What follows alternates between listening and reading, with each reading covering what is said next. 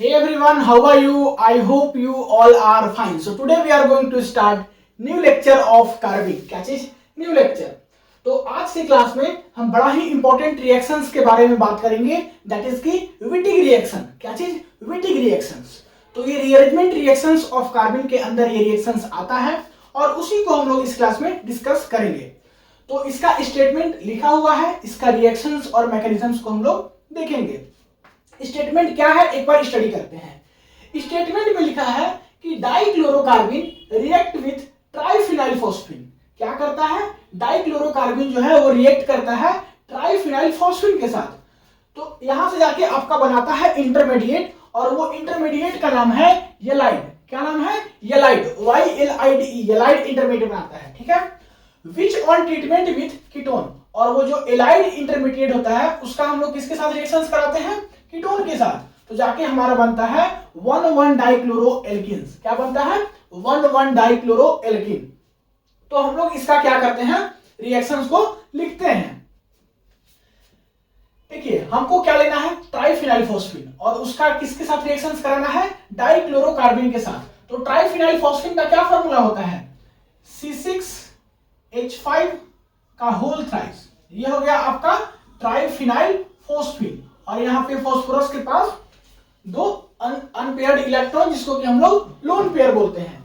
और इसका रिएक्शंस आपको कराना है किसके साथ? डाइक्लोरोकार्बन के साथ. तो डाइक्लोरोकार्बन क्या होता है? कार्बन होता है, इसके साथ दो मोनोवैलेंट एटम यहाँ पे क्लोरीन होता है दैट इज की CCl2 और साथ ही साथ ये कार्बन है तो इसके पास एक लोन पेयर होगा, दो अनपेयर्ड इलेक्ट्रॉन होगा. अब फास्फोरस के पास यहाँ पे दो अनपेयर्ड इलेक्ट्रॉन है, एक लोन पेयर है, तो ये अपना इलेक्ट्रॉन को डोनेट करेगा. और कहां डोनेट करेगा? ये क्लोरीन के पास. अब देखिए यहां से क्या बनेगा. देखिए फास्फोरस अपना इलेक्ट्रॉन डोनेट किया है तो जो डोनेट करता है उसके ऊपर आता है पॉजिटिव चार्ज. और ये किसको डोनेट किया है? कार्बन को. मींस कार्बन इसके इलेक्ट्रॉन को लिया है तो यहाँ पे क्या आ जाएगा? Negative charge. तो वही चीज यहाँ पे हम लोग लिखेंगे. यहाँ है C6H5 का होल थ्राइस और यहाँ फास्फोरस अपना इलेक्ट्रॉन को डोनेट किया है तो इसके ऊपर पॉजिटिव चार्ज, साथ ही साथ यहाँ पे क्या आ जाएगा? Carbon CCl2. यहाँ पे एक लोन पेयर पहले से था और एक नेगेटिव चार्ज. तो यही है आपका इंटरमीडिएट दैट इज की येलाइड इंटरमीडिएट. क्या है? येलाइड इंटरमीडिएट. और इसी येलाइड इंटरमीडिएट का हम लोग किसके साथ रिएक्शंस करेंगे? ट्रीटमेंट करेंगे कीटोन के साथ. तो जाके हमारा बनेगा 1,1 डाइक्लोरोएल्कीन्स. तो इसको यहां पे लिख दीजिए. ये है आपका येलाइड इंटरमीडिएट. ठीक है. क्या है? येलाइड इंटरमीडिएट. और ये एलाइड इंटरमीडिएट दैट इज की C6H5 का होल थ्राइस, फास्फोरस के ऊपर पॉजिटिव चार्ज, CCl2 यहां पे आपका एक लोन पेयर है, इसके ऊपर नेगेटिव चार्ज. इसका रिएक्शंस हम लोग करेंगे किसके साथ? कीटोन के साथ दैट इज की Cr2 डबल बॉन्ड O. ये है आपका कीटोन. तो कीटोन के साथ हम लोग क्या करेंगे? रिएक्शंस करेंगे. यहां पे लिख लीजिए ये क्या है? कीटोन से है. यह है कीटोन से. अब देखिए यहां पे नेगेटिव चार्ज है तो ये नेगेटिव चार्ज है तो अपना इलेक्ट्रॉन को डोनेट करेगा. किसके पास डोनेट करेगा? कार्बन के पास. तो ये कार्बन के पास क्या करेगा? अपना इलेक्ट्रॉन डोनेट करेगा. जैसे ही डोनेट करेगा कार्बन का 4 बॉन्ड होता है, 5वां बॉन्ड जैसे ही बनेगा वो क्या होगा? टेट्रावैलेंस इसका डिस्टर्ब होगा, ये बॉन्ड यहां से ब्रेक हो जाएगा और O के ऊपर आ जाएगा नेगेटिव चार्ज. तो यहां से क्या बनेगा वो देखिए. यहां से बनेगा आपका C6H5 का होल थ्राइस. ये बनेगा. साथ ही साथ यहाँ पे P पॉजिटिव जैसे है एज इट इज लिख देंगे. और यहाँ पे जाके आपका क्या रहेगा? CCl2. ठीक है. यहाँ पे CCl2 रहेगा, इसका नेगेटिव चार्ज चला गया. और इसके साथ क्या जुड़ा? इसके साथ जुड़ा आपका Cr2 और यहाँ पे O नेगेटिव.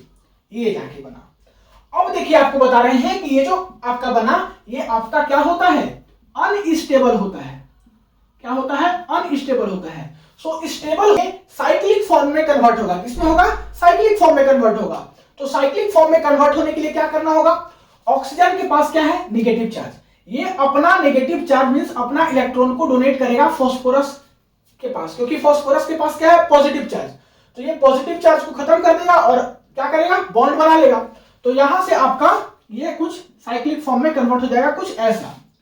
C6H5 का होल थ्राइस, यहां पे फॉस्फोरस, यहां पे CCl2, यहां पे आपका Cr2, और ये फॉस्फोरस के साथ जुड़ गया आपका ऑक्सीजन, और ये कुछ ऐसा।